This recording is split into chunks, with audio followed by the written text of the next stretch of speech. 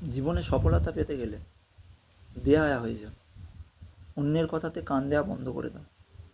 কারণ কি, তুমি যখন অন্যের কথাতে কান দেবে তখন তুমি ডিফোকাসড হয়ে যাবে। যারা তোমাকে ডিমোটিভেট করছে তাদের শুনিয়ে দেওয়ার একটাই রাস্তা, যেটা হচ্ছে তোমার সাকসেস।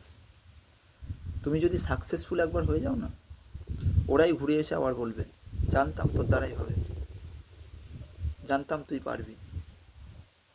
তাই অন্যের কথায় কান না দিয়ে নিজের কাজে ফোকাস করো, নিজেকে একটা রুটিনের মধ্যে রাখো, একটা শিডিউল তৈরি করো এবং ঈশ্বরের প্রতি ভরসা রাখো।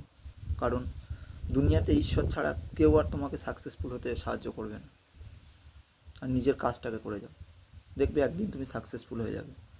তো অন্যের কথা ভাবা ছেড়ে দাও, অন্যের কথা কান দেওয়া ছেড়ে দাও, নিজের মন যেটা চায় সেটাই করো। কারণ তোমার মন হচ্ছে একমাত্র তোমার সঙ্গী, যা তোমাকে একটা জায়গাতে পৌঁছে দিতে পারে। That's it.